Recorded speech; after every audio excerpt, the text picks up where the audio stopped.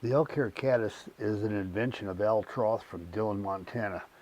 It's an incredible pattern and has taken a lot of fish for anyone who has fished anywhere in the world, quite frankly. We're going to go into the materials. We're starting out with a hook. It's in the vise. It's been debarbed. It's a dry fly hook. We've got thread, tan. We've got elk hair. We have tan dubbing. Ribbing material is fine gold wire, and we're going to need a hackle, and we're going to use a brown hackle in this case. And we'll get started by just attaching our thread to the jam knot right behind the hook eye. And I'll just stop right about there, and take a piece of this ribbing material, this fine gold wire, and tie it on top of the shank and wrapping to the end of the shank. Now the end of the shank is going to be a position when the thread hangs down that it falls. I need to go another turn or two here. You see where the thread falls? It needs to go one more turn of thread. It falls right in the middle between the point of the hook and the point of the barb. I'll just pull that wire back and put it in the material keeper and leave it there for the moment. We're adding a body per the instructions. I want to start with a little bit of dubbing wax, and I'm just going to put some of that dubbing on the thread. And per the instructions, we want the body to be slightly larger at the back of the hook than it is at the front. So there's a taper bigger at the back. We'll just start applying our dubbing as we work forward.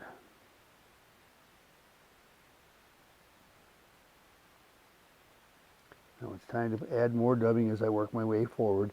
And through the magic of video, like we've done in some of the others, we're going to see right up here in a moment, and we'll have the body all dubbed and following the same procedures that we just went through. Now, as you can see through the magic of video, we're at the front of the fly, or the front of the hook right now, and the body is tapered slightly towards the hook eye, with the smaller end towards the hook eye, the larger end towards the back.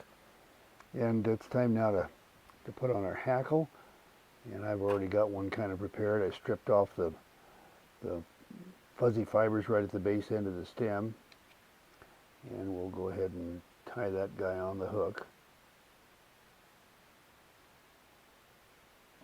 and then start wrapping it towards the back of the hook, making each subsequent turn closer to the end of the shank.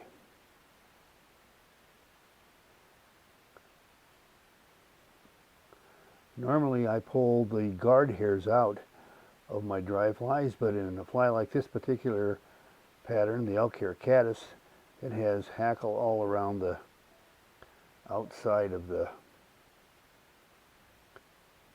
body, so the few fibers sticking out from the guard hairs really don't make any difference. Now I'm going to tie off that feather with 2 turns of this tinsel body. Now I'll start working my way forward, or not a rib.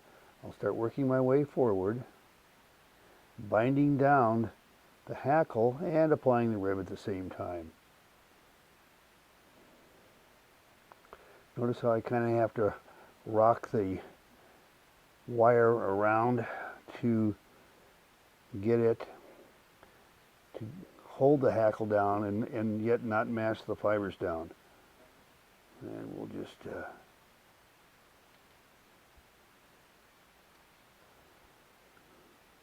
bind that down in place. I'll trim off the hackle, making sure I get it close to those first couple turns of tinsel. Now we're going to add the wing made out of elk hair. And I've already cleaned and pre-stacked the elk hair, so we won't have to go through that process. We'll just take this pre-stacked wing, And let me verify with the instructions what it says. Let's see what the segmented look, body, get the wing to set at an angle, and it should be just about to the just past the bend of the hook, I believe. Let me verify that. Yeah, just past the bend of the hook. So we'll measure it for length.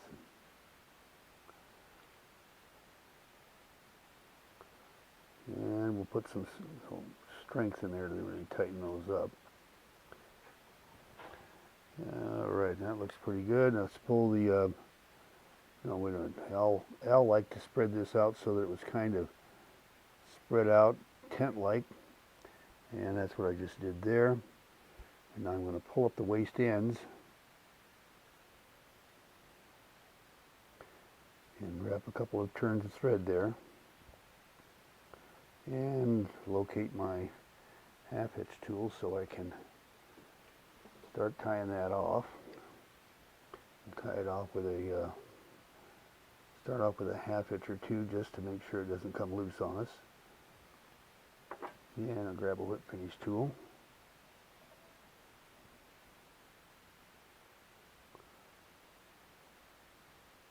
And about a 3-turn whip finish looks pretty good to me.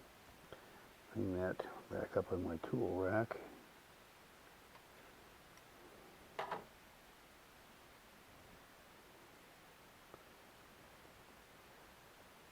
And now the last thing that we want to do is to make a cut here, and it should be at an angle of about like this. And one of the problems that I run into is that if I try to do it like this, invariably I get the head lopsided. So I'm going to turn this towards me and the camera so that I can make my trim and keep it straight across. And there you've got the elk hair caddis. Okay, I'm going to bring Gretchen into the mix now to do an evaluation of this fly. I'll get a pointer for you, dear. You can have, there's a pointer for you. Oh, thank you. I keep trying to point at the screen instead of at the fly, so Yeah, I'll try right. to do better. Anyway. Okay, the wing here is should be constructed with light elk hair, and I just want to check that first, and it looks pretty good. Yeah. Okay, now the overall consistency, of course, that just means that you need to have each one consistent with the others. Material selection.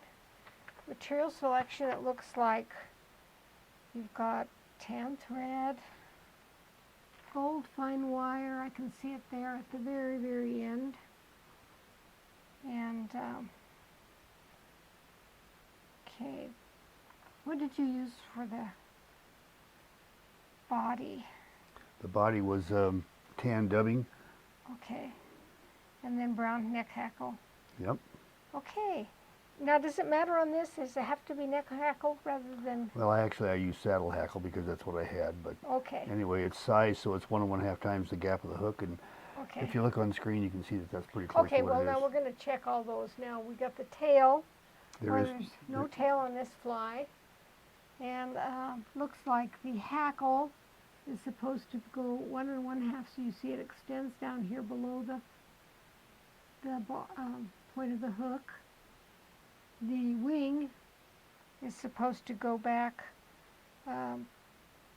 just behind the bend of the hook. So if we go up like that, you can see that it does. And really, this is a pretty simple hackle or fly. We also have the turns of the rib back here, 2 turns. That's what holds down your hackle. Yep. And then you rib forward, crossing over, and you can see here how it goes into the hackle and holds the hackle down. Yeah. And then the butt of it is supposed to be cut at kind of the same angle as the wing, and you can see that that's true. There's supposed to be a space here between the eye and the segments here, and you can see that there is. That's supposed to be about 1/2 an eye width. What else do we need to look for? It looks pretty good to me. I've got 2 things that I don't like about it. That space that you just referred to for the head area, if you will, isn't really smooth. It should have been a little smoother. I don't know that I'd mark off any more than about a half a point on that, but it's not smooth. And when I trimmed off the hackle at the back of the fly, I see a little stub sticking out there, and I see that. yeah, and that shouldn't be. That shouldn't be, okay. And another thing that's a little bit tough on it, when I wrapped through the hackle with the rib material, I bound down a couple of the fibers and they're sticking at an odd angle. Oh, I don't see those You where. know, if you look at, oh, you just straighten them out. So maybe there was no problem at all, huh? Thank you. I fixed it. Right. Okay. But anyway, there's your elk hair caddis, developed by Al Troth from Dillon, Montana.